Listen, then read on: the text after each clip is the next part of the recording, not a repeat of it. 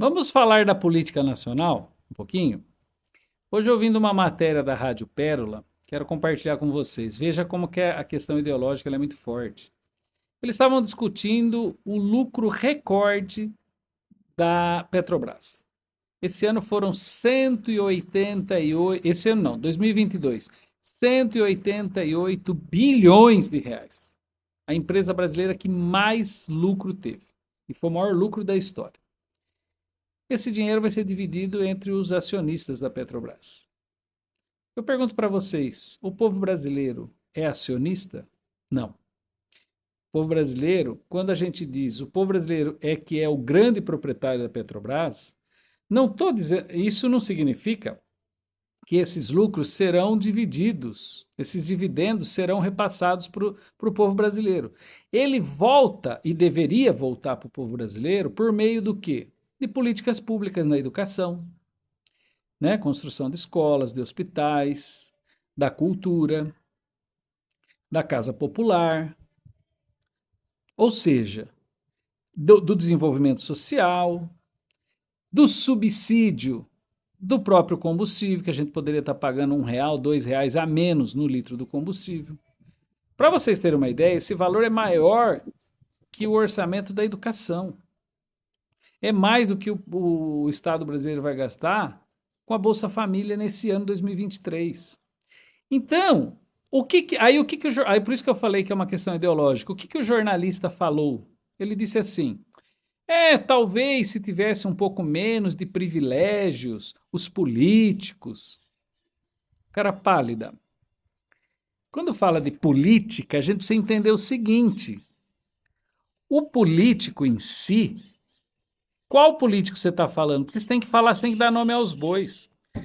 O PPI, que é a política de preço com paridade, com paridade internacional, foi aprovado no governo Michel Temer.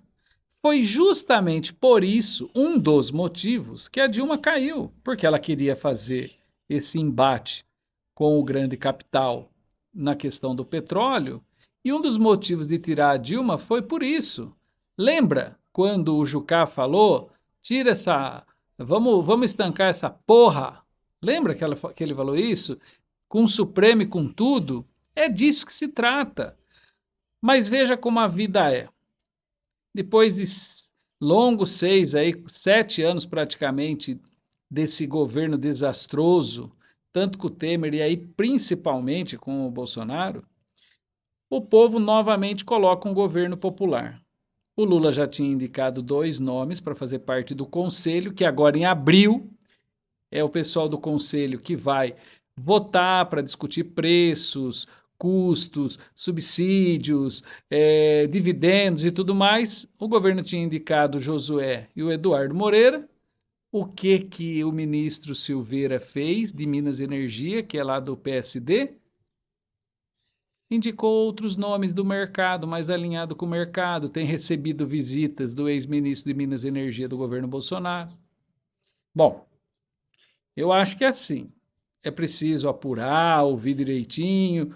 Uma parte do governo está possesso com razão, os sindicalistas, a parte mais dos trabalhadores, e tem até uma parte do PT que está defendendo, que dizendo que todas as indicações do Silveira já passaram pelo crivo do governo. A questão é a seguinte: se lá nesse conselho, que é aonde o governo tem condições de mudar o PPI, tem condições de fazer aquilo que o Lula falava na campanha, de abrasileirar o preço do petróleo. Se ali não conseguir mudar, o governo, porque assim, o ministro, na minha modesta opinião, está fazendo? Ele está testando forças. Ele está tentando mostrar o seguinte: ó, Lula, é o seguinte, nós aqui estamos para acender essa vela mais para o mercado. E esses são os meus indicados. A minha opinião é muito simples. Demite o ministro e faz um pronunciamento em cadeia nacional, que afinal de contas o Lula foi eleito pela grande maioria da população brasileira, que quer sim um preço subsidiado do combustível, que quer sim uma Petrobras investindo na educação, na cultura, na saúde.